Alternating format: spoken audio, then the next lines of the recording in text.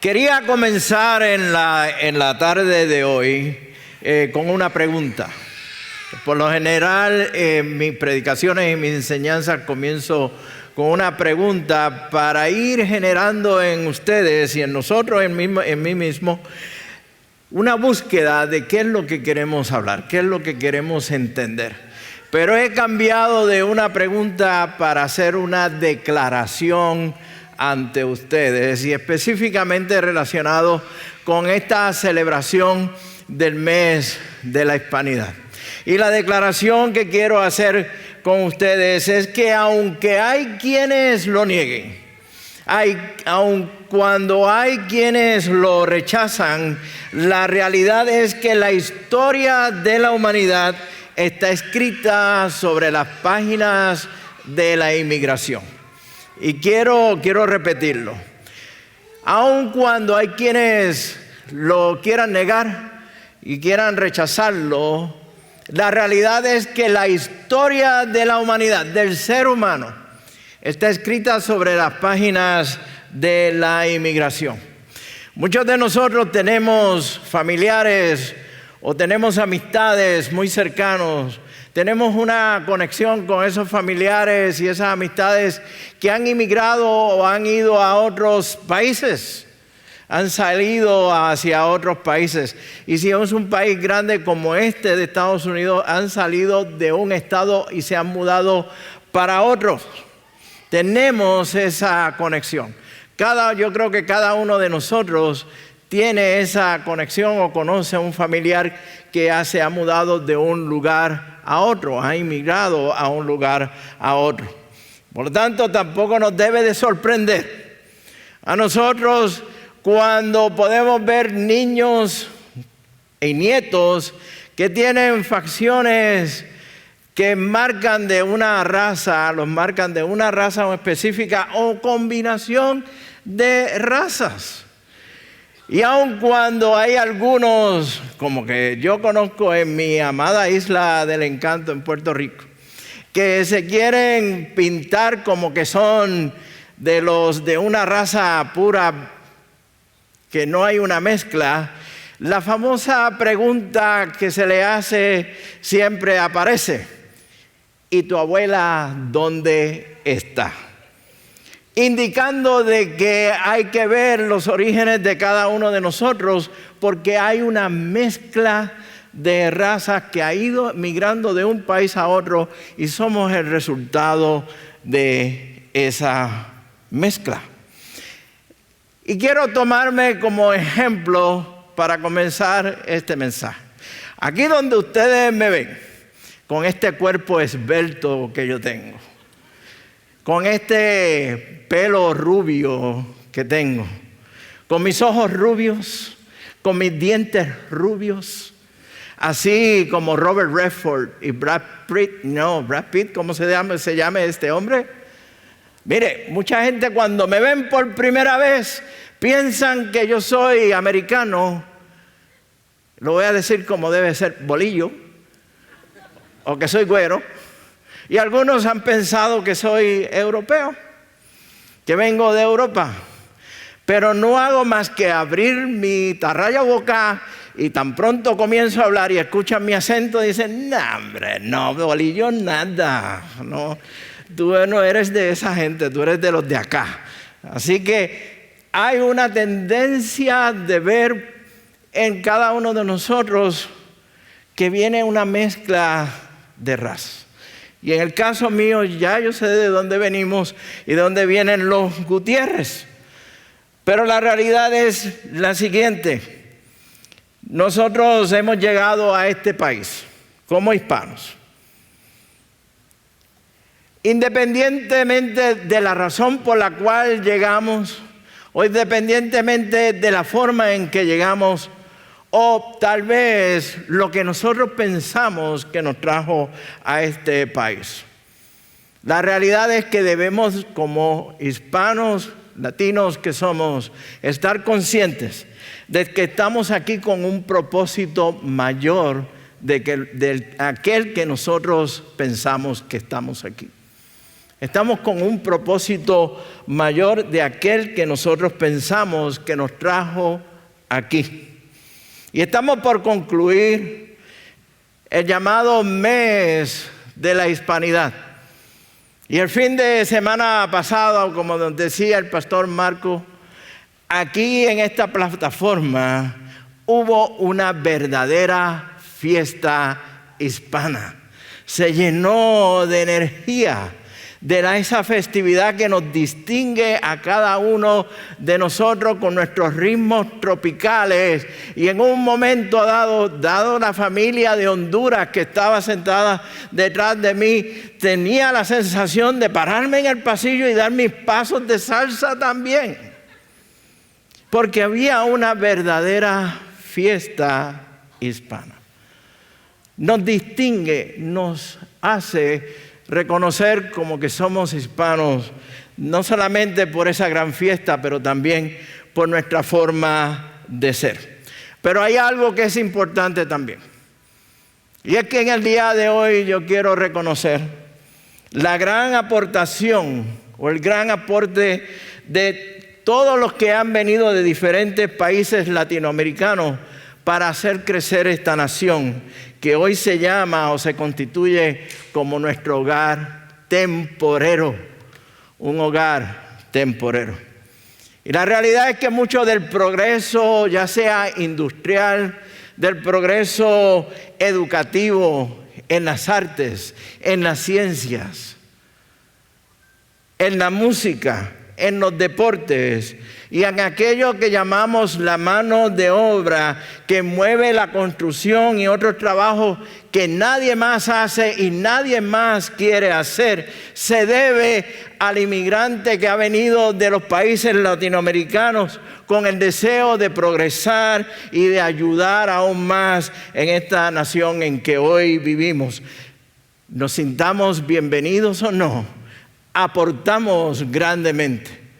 Ya sea que aquel que trabaja en la construcción, que es obrero en la construcción, o que sea cortando césped, o aquel que trabaja en la cocina, o el que está en el salón de clase, o el que es un médico, él es un ingeniero, todos y cada uno aportamos grandemente a esta nación.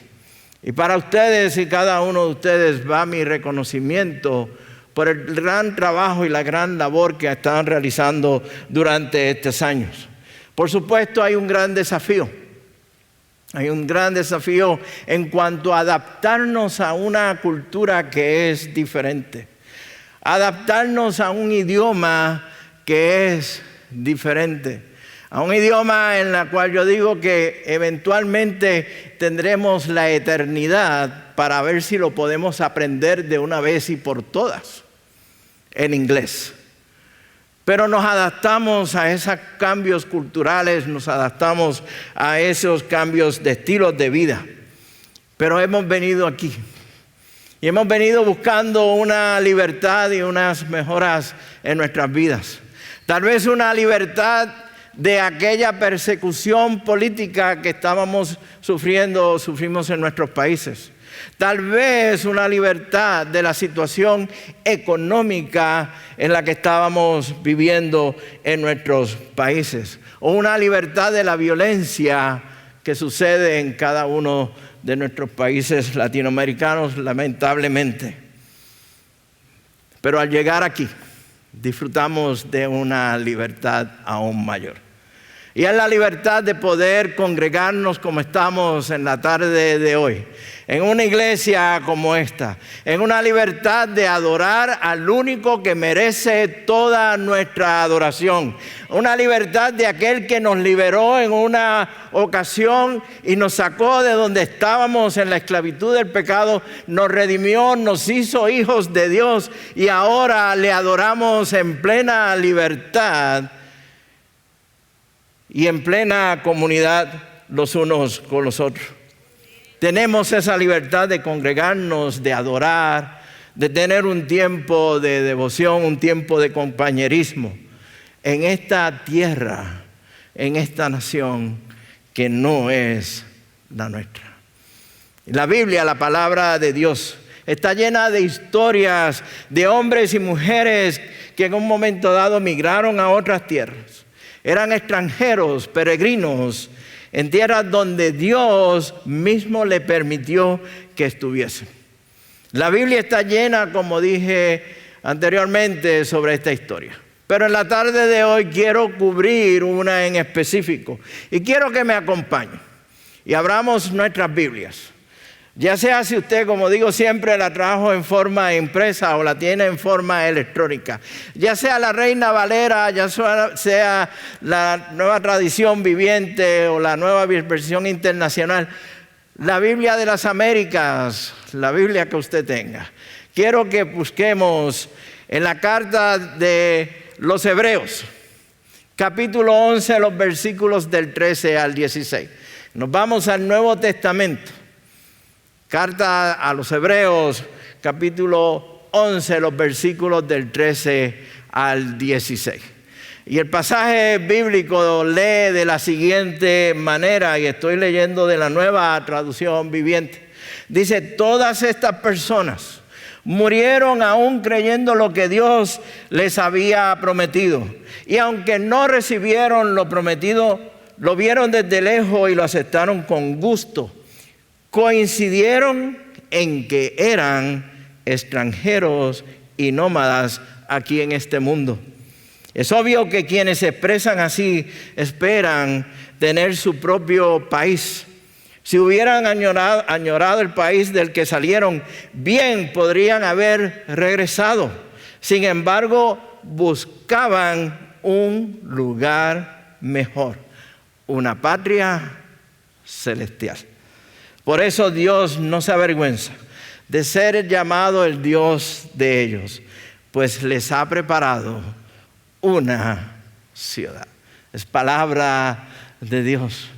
En el Nuevo Testamento, aquí en esta carta a los Hebreos, el autor de los Hebreos, que aún se discute quién fue el autor de esta carta.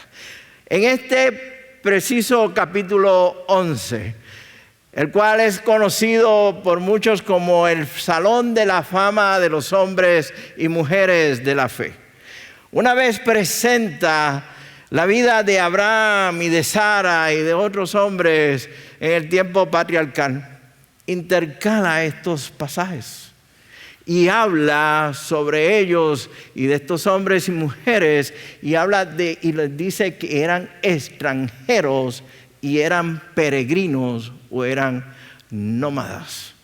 Y debe de ser interesante cómo y por qué el autor de Hebreo presenta esto. Intercala, una vez está ya mencionando a cada uno de estos hombres y mujeres, intercala este pensamiento de que todos y cada uno de ellos coincidieron o confesaron, como dice algunas versiones, que eran extranjeros y eran peregrinos. Pero también nos dice al principio, mire lo que dice claramente al principio, dice, miraban desde lejos las promesas de Dios. Y por lo general cuando miramos desde lejos, cuando algo miramos desde lejos, no aparece con mucha claridad. Se ve así en el horizonte, pero no tenemos definido bien claramente qué es lo que estamos mirando. Y ellos miraban desde lejos esas promesas de Dios. Ahora, diferente a estos hombres y mujeres que se menciona aquí en Hebreos 11, nosotros tenemos una perspectiva diferente. A través de los siglos que han pasado y de los miles de años que han pasado, y ahora tener la revelación completa en las Escrituras, podemos entender cuál es esa promesa de Dios de una patria celestial. Y la podemos ver que está más cerca. Tal vez no podamos definirla claramente, pero está más cerca de lo que la vio Abraham y la vio Sara y la vieron otros que menciona el capítulo 11 de esta carta de Hebreos. Tenemos esa ventaja a través de la misma Escritura y a través de los años de cómo Dios ha ido formando un pueblo para sí mismo. Un pueblo a través de todo el mundo que le glorifica. Un pueblo que le adora. Y un pueblo que recibe la promesa de Dios, de que un día estaremos con Él en la patria celestial, estaremos en la ciudad de Dios. Y esa promesa cada vez está más cerca en nosotros que lo que estuvo, como dije anteriormente, de Abraham, de Moisés y de otros. No hemos llegado al final del proceso. La ciudad de Dios es nuestra meta. Está más cerca cada día. No hemos llegado a sus puertas todavía. No podemos verla con tanta claridad como queremos. Pero estos hombres, como dice Hebreos 11, confesaron o aceptaron en un momento, coincidieron, dice algunas versiones, que eran extranjeros, eran nómadas, eran peregrinos. Todos y cada uno de ellos, Abraham, Moisés, todos y cada uno de ellos aceptaron que eran extranjeros y peregrinos. Y en el Nuevo Testamento los autores inspirados por Dios, por el Espíritu Santo, inspirados por Dios mismo, hacen referencia de que también nosotros como creyentes, como cristianos, somos extranjeros, somos nómadas, somos peregrinos en esta tierra, en esto que llamamos mundo. Para los autores del Nuevo Testamento, para lo que nos dice la palabra de Dios, el cristiano es siempre un extranjero y un peregrino en esta tierra. Y podemos hablar de todos y cada uno de estos personajes y tener tiempo más que suficiente para hablar de cada uno de ellos. Pero tomemos por ejemplo al rey David. Quiero tomar al rey David en este caso como un ejemplo de lo que esto quiere decir. Pues el rey David se asienta como rey en aquella tierra que se llama Israel. Es la mejor representación de la tierra prometida. Es la tierra prometida de Dios. Y David se constituye como el rey y levanta un reino en Israel. No hay razón para cual David tenga que decir, yo soy un extranjero o soy un peregrino en esta tierra. Es mi reino. Es la tierra prometida de Dios. Es donde Dios quiso que nosotros estuviésemos. Sin embargo, en un momento dado, David en el Salmo 39, el versículo 12, dice lo siguiente. Oh Señor, oye mi corazón. Escucha mis gritos de auxilio. No cierres los ojos ante mis lágrimas. Mire cómo él dice, pues soy tu invitado, un viajero de paso, igual que mis antepasados.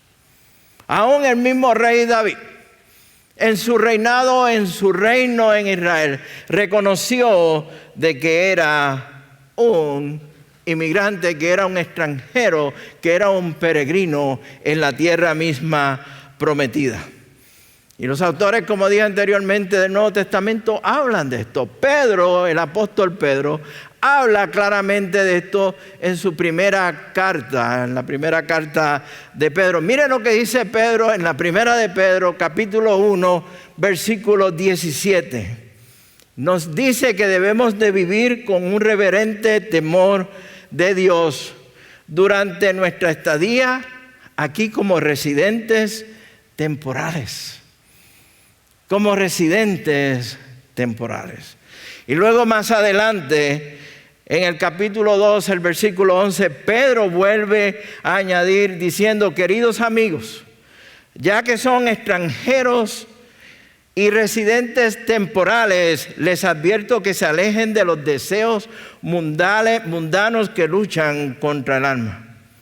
Esto lo que quiere decir es que los que son del mundo viven conforme a las cosas del mundo, a la cultura, a las costumbres del mundo. Pero nosotros los cristianos somos extranjeros y somos residentes temporales en la sociedad en que vivimos y no debemos de vivir conforme a las costumbres y a los pensamientos y a las tendencias y a la filosofía del mundo. Como cristianos apreciamos el país donde vivimos, ya sea aquí en Estados Unidos y los que nos están escuchando por los medios sociales en el país en el cual están. Pero sabemos como creyentes también, sabemos como cristianos también, que nuestra sociedad, la sociedad en que estamos viviendo, se caracteriza por el egoísmo, se caracteriza por la injusticia, por la enemistad contra Dios, entre muchos males que vemos a diario. Entonces, como extranjeros, como peregrinos, debemos y estamos llamados a amar al país donde vivimos con el amor redentor de Cristo. Amamos donde estamos, pero lo amamos con el amor redentor de Cristo. Nuestra ciudadanía, nuestra verdadera ciudadanía debe de manifestarse, amados hermanos, en nuestro comportamiento, en nuestra forma de ser y en la forma de cómo hacemos las cosas. Nosotros, como Pablo le dice a la iglesia en Romanos, no imitamos las conductas ni las costumbres de este mundo, más bien dejamos que Dios nos transforme en personas nuevas al cambiarnos la manera de pensar. Entonces aprendemos a conocer la voluntad de Dios para nosotros, la cual es buena, agradable y perfecta. Y acabo de leer de Romanos 12, versículo 2. Mire, nuestra ciudadanía no es algo que podemos y debemos callar. Nuestra ciudadanía celestial no la podemos callar. La debemos de confesar en todo tiempo y la debemos de vivir en todo tiempo. Al igual que los hombres y mujeres, como nos dice el autor de Hebreos 11, confesaron, coincidieron, que eran extranjeros, peregrinos y que iban en busca de una patria celestial, nosotros debemos también, como hijos de Dios, como cristianos, confesar que pertenecemos a una patria celestial. Ahora, quiero hacer claro en esto, no estoy diciendo en ningún momento que tenemos que ir por ahí y hablar con arrogancia de que pertenecemos a una patria celestial. No debemos de ir con arrogancia y con egocentrismo y con orgullo decirle a los demás, como diríamos o como hacíamos nosotros cuando niños en nuestra isla del encanto y en muchos de sus países, decirle a los demás, tiru, tiru, tiru, yo soy de Dios y tú no. No, no es eso. Es que nuestro testimonio de que somos y pertenecemos a la patria celestial es la que debe de hablar por nosotros. Nuestro testimonio no ofende, nuestro testimonio no grita, nuestro testimonio no amenaza, nuestro testimonio convence. Amén. Y lo hablamos y lo convencemos en forma de nuestro comportamiento, en la forma en que actuamos con nuestros vecinos, en la forma en que actuamos con los demás. Y el autor de Hebreos nos habla también de que hay dos opciones en cuanto a esta patria celestial, en cuanto a esta ciudad de Dios. O la buscamos o nos regresamos. O la buscamos o nos regresamos. El versículo 14 habla de esa búsqueda, de la búsqueda de la ciudad de Dios, de esa patria celestial. Por lo tanto, todo aquel que confiesa que es extranjero, que es inmigrante, que va por aquí en este mundo como un peregrino, reconoce que el país donde reside no es su propio país, sino que su patria está en otro lugar. Puesto que todo ser humano, cada uno de nosotros, desea tener una patria, algo que decir, esa es mi patria, debemos entonces de vivir con la esperanza de que vamos un día a estar en nuestra patria celestial. estar en la ciudad de Dios. Mire, como cristianos no tenemos ciudad permanente aquí en la tierra. La ciudad de Dios es nuestra patria. La iglesia es nuestro pueblo. Jesucristo es nuestro Rey. El español, aunque algunos me quieran contradecir, el español ha de ser el idioma celestial. Y vamos a tener una eternidad, como dije anteriormente, para aprender inglés. Pero mientras tanto vamos a alabar y vamos a adorar en español en nuestra patria celestial. Es bueno y es maravilloso tener cariño por nuestro país de origen. Sí, es bueno. Yo lo he visto, yo siento cuando hablo con mis hermanos y hermanas de México. Y el cariño que tienen por su país de México, o los de Honduras, o los de Guatemala, o los de Cuba, o los de diferentes países latinoamericanos. Lo que nosotros, mi esposa y yo, sentimos por nuestra añorada, pequeñita isla del encanto de Puerto Rico. Sus playas, sus montañas, sus comidas, ¿no?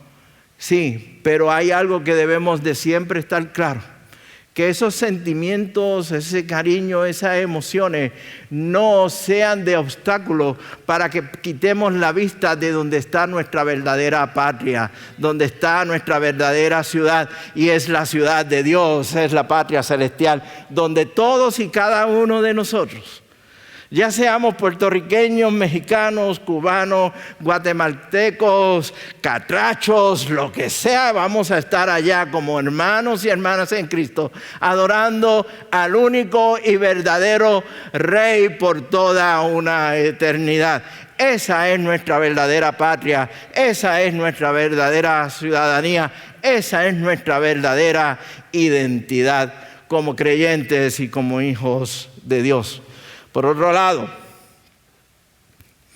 tenemos la opción de regresar atrás, de volver atrás. Y qué interesante que anoche mi esposa y yo, mi amada esposa y yo, compartimos con unos amigos de muchos años nuestros, que son de Puerto Rico. Y él me decía: Rafi, yo voy a trabajar ciertos años más, porque yo regreso a Puerto Rico. Yo me regreso a Puerto Rico. Y me preguntó: ¿y tú qué? Y yo: no. Yo me quedo donde Dios me dice que yo me voy a quedar. Y si Dios me dice que yo esté en Estados Unidos, aquí yo me quedo. Donde Dios me diga, es donde yo voy a estar. Amo a esa isla. Amo ese pequeño pedacito de tierra de 100 millas de ancho por 35 de largo. Amo sus montañas, sus playas. Amo a los puertorriqueños. Bueno, algunos. Bueno, los amo también. Pero amo la iglesia de Dios. Amo el pueblo de Dios. Y más que eso, amo a mi Rey. Y con Él es que quiero estar. Así que, mi amado amigo, tú te podrás ir a Puerto Rico. Yo me voy donde el Señor me dice que yo esté. Esa es mi verdadera patria. Aun cuando yo tengo la opción de volver atrás, como decía el autor de Hebreo, tenemos entonces que seguir adelante. Aun cuando fallamos, cuando somos tentados, en las pruebas caemos, no estamos derrotados. Dios nos levanta y seguimos adelante con la esperanza de que un día vamos a estar con Él. Caminamos por fe, con la convicción de lo que no se ve, con la mirada puesta en la visión celestial. Y estamos en el mundo, pero no somos del mundo. Y confesamos de que somos extranjeros y peregrinos. El creyente cuyo corazón ha sido transformado por el Espíritu de Dios, lo terrenal, lo de este mundo, nunca ha de satisfacerle plenamente. Podrá caer por un momento, pero no va a quedar prostrado. Lo terrenal no le satisface. Anhelamos lo eterno, anhelamos la patria celestial. Mire, quiero ser claro con esto. Cuando pensamos así, no queremos decir y no quiero decir que somos y vamos a vivir como ermitaños, escondidos en algunas cuevas o escondidos en el desierto, alejándonos del mundo. No es lo que yo estoy diciendo, ni mucho menos estoy diciendo que somos menos que los demás. Al contrario, Dios nos ha puesto aquí con un propósito. Usted pensó que llegó aquí a Estados Unidos con un propósito y con algo en mente. Usted está aquí porque Dios permitió que usted estuviese aquí. Usted está aquí porque Dios tiene un plan mayor para usted. Dios está aquí porque Dios tiene un propósito grande para usted. Usted está aquí porque los hispanos vamos a estar dirigiendo la palabra de Dios en esta nación y hacia otras partes del mundo. Es una de las razones por la cual nosotros estamos aquí. Tal vez usted puede decir, ahora yo tengo un buen trabajo, me puedo acostar a dormir tranquilo. No, yo lo entiendo, créame, yo lo entiendo. Pero piensen, estén convencidos, amados hermanos y hermanas, de que la razón por la cual usted está aquí es porque Dios lo va a utilizar a usted como un instrumento santo para su gloria y para su honra.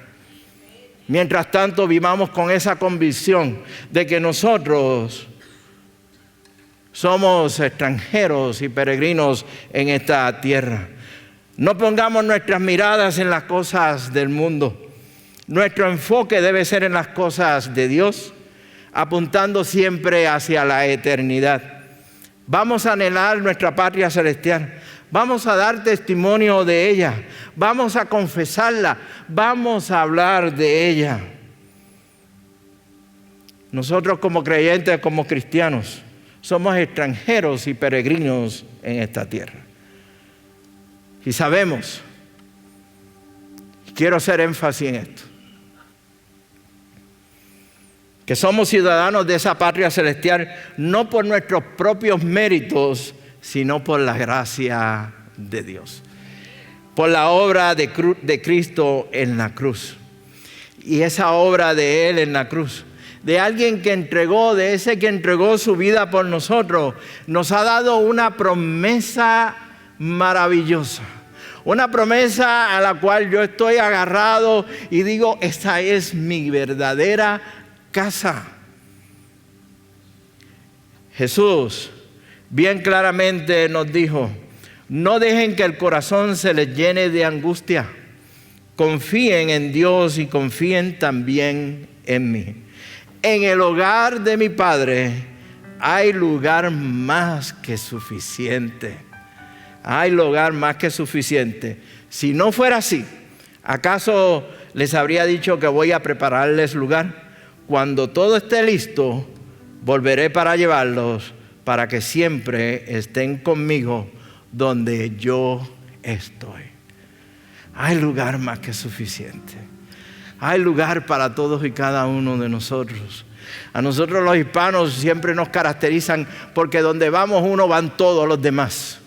Donde vamos uno van los primos hermanos, los amigos, los que no son primos y los arrimados y todos estamos ahí. ¿Los han visto en los aeropuertos cuando llegamos? ¿No lo han visto? Claro que sí. Nos reciben y está la familia entera. Y a mí me llena de gozo saber que el Señor nos dice, ¿sabes qué? Para ustedes yo tengo lugar más que suficiente para todos y cada uno de nosotros. Lo que quiere decir que ahí va la abuela, el abuelo, el tío, la tía, el primo hermano, el amigo del primo, el amigo del primo, del primo, del primo. Vamos todos, que siempre y cuando creamos en Cristo nuestro Señor. Y quiero terminar con estas palabras, antes de pedirle al pastor Marcos que venga para que nos dirija en la comunión. Mire, tal vez en algún momento dado usted se sienta rechazado, Tal vez en un momento dado usted se sienta o se ha sentido ignorado. Tal vez en algún momento dado lo han mirado así como de reojo, ¿no?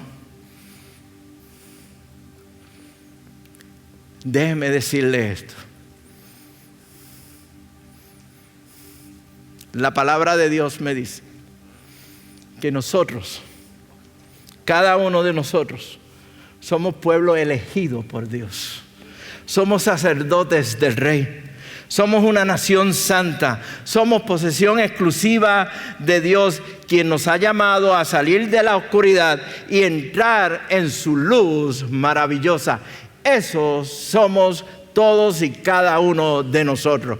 Lo que piensen los demás de mí, a mí no me importa. Lo que a mí me importa es lo que Dios dice de mí y lo que Dios dice de todos y cada uno de ustedes. Y si Dios me dice que nosotros somos un pueblo escogido, un pueblo elegido, si somos nación santa, si somos sacerdotes del Rey, somos posesión exclusiva de Dios, yo soy esa persona. Y usted es esa persona.